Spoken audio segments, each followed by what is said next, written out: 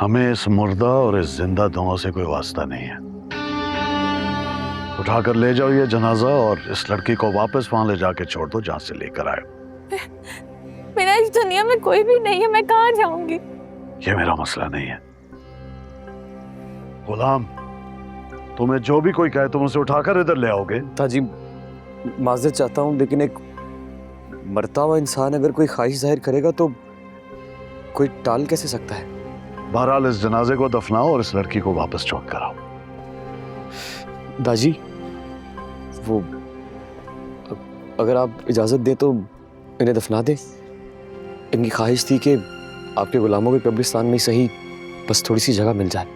इसे जगह दो, और वो भी अपनी जमीन सुंदरगढ़ में। नामुमकिन, सवाल ही पैदा नहीं होता। ऐसे लोगों पर सुंदरगढ़ की खाक भी हराम है। सोचता होगा जीते जी सुंदरगढ़ नहीं आ सका तो मरने के बाद ही सही। पागल समझा हुआ है जहादात को। ले जाओ इसे, कहीं और जगह ना मिले तो सहरा में भेज दो, ताकि यहां के चीले और कौवे इसको नोच कर खाएं। इतनी नफरत मेरे बाबा से। उन्होंने तो कभी किसी का कुछ नहीं बिगाड़ा, फिर आपका ऐसा क्या नुकसान कर दिया कि आपको उनकी लाश का भी लिहाज नहीं? देखो लड़की, हम जिंदा लोगों से नफरतें निभाते हैं। ये तो अब मर चुका, अब हमारी नफरत भी इसके साथ दफन होगी। कहीं जगह ना मिले ना तो इसको साथ वाले गांव में दफनाओ। जी।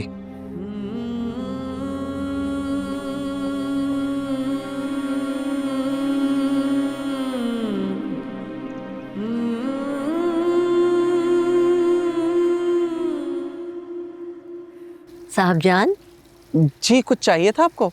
नहीं, खातिर तवाज़ो के लिए तो हर चीज़ मौजूद है, लेकिन तुम्हारी नंद कहीं नज़र नहीं आ रही मुझे। अब अपनी नंद का क्या कहूँ मैं, उसने तो खुद को कमरे में बंद कर लिया हुआ है। क्या? लेकिन क्यों? आज इतने अरसे के बाद मैं इस हवेली में आई हूँ और आते ही मुझे क्या खबर सुनने को मिल रही है? खुर्शीद ने ऐसा क्यों किया? इस क्यों का जवाब तो हम भी कई सालों से तलाश कर रहे हैं। हो सकता है उसे कोई गम लग गया हो। ऐसे कैसे वो खुद को कमरे में बंद कर सकती है? पढ़ी लिखी है वो। ज्यादा पढ़ लिख लेने से ही उसकी अकल ने काम करना छोड़ दिया। और आप सब ये मेरे बेटे की कामयाबी की खुशी में क्या कहानियां ले बैठे।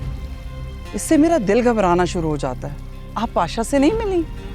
चाहे जाके उसे मिले, मुबारकबाद दें। आपका भी तो बेटा है वो। हाँ हाँ, मैं उससे ज़रूर मिलूंगी और बादशाह को मिलके ही मुबारकबाद दूंगी। किस डॉक्टर को दिखा रही है खुर्शीद को? डॉक्टर को क्यों दिखाएंगे? उसे डॉक्टर की जरूरत ही नहीं है, बिल्कुल ठीक है वो। बस उसने खुद ही अपना ये हाल बनाया हुआ है। कई साल पहले उसे देखा था तो अच्छी भली थी, अब पता नहीं उसे क्या हो गया है। यहाँ जो भी हुआ आप सबको पता है, और सब जानते हैं इस बात को कि मेरे बदले में खुर्शीद को ब्याना था मेरे भाई के साथ। उस बेचारे का भी हाल सबने देखा। वो तो बेचारा अपनी जान से ही गया। एक तो हमारे खानदान में हर घर में 4-4 बेटियां पैदा होती हैं। मैं जरा भी आई।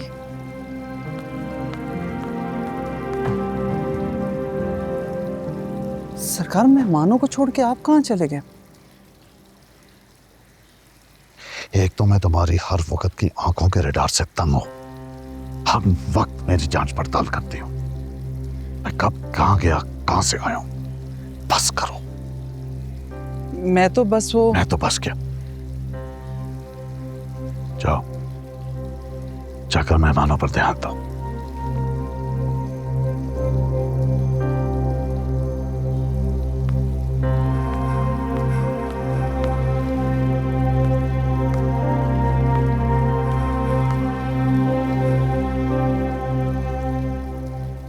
सब खैरियत है ना? हाँ हाँ, सब खैरियत है। लुबना, मिठाई तो लेकर आओ। ये कैसी जगह? बाबा ने मुझे यहाँ क्यों भेज दिया? अपना जनाजा रोल दी। वो शख्स तो इनकी नफरत से भरा हुआ है। उसका बस नहीं चल रहा था कि वो बाबा की लाश को और मुझे कुत्तों के आगे डाल दे। डॉक्टर साहब, अब हमें हमारे गांव छोड़ा है वापस। नहीं, ऐसा मुमकिन नहीं है। डेड बॉडी को बहुत देर हो चुकी है। अगर और इंतजार करेंगे तो डेड बॉडी खराब हो जाएगी। इतना लंबा सफर तय करके आए।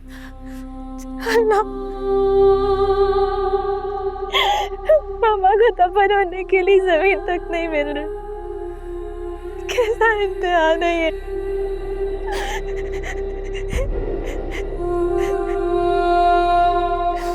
क्या बिगाड़ा था मेरे पापा ने इनका? मुझे क्यों भेजा आपने यहाँ? अम्मा, आप तैयारी करें। मैं मस्जिद से किसी मौलवी को लेके आता हूँ गुस्ल देने के लिए। बेटा, वो सरकार ने तो मेरा एक दोस्त है साथ वाले गांव में, डॉक्टर है। वो कब्रिस्तान का इंतजाम कर देगा। मैं चलता हूँ। ठीक है, जा तू मौलवी को लेकर आ।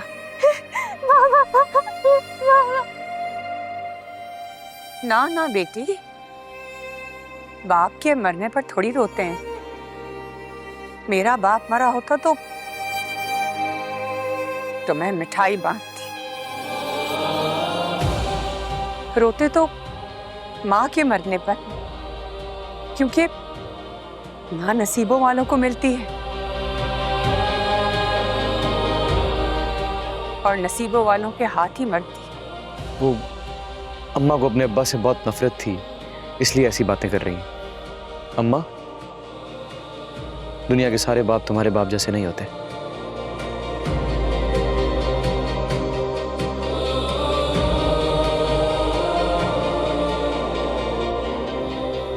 बीबी जी, डॉक्टर गुलाम किसी मरीज की लाश लेकर आया।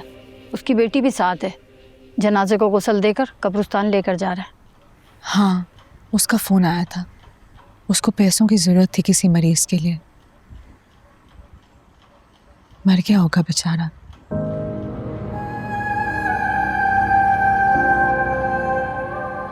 लेकिन गुलाम उसकी लाश यहाँ क्यों लेके आया है? ये तो पता नहीं बीबी जी, लेकिन उसकी बेटी बहुत प्यारी है। मैंने तो उस खूबसूरत लड़की को गाड़ी में रोते हुए देखा है। अक्सर खूबसूरत चेहरे रोते हुए ही दिखाई देते हैं। अल्लाह तो बड़ा फयाज है, फिर हुस्न देता है लेकिन नसीब नहीं देता। हुस्न को हमेशा बदनसीबी का काला टीका क्यों लगा देता है?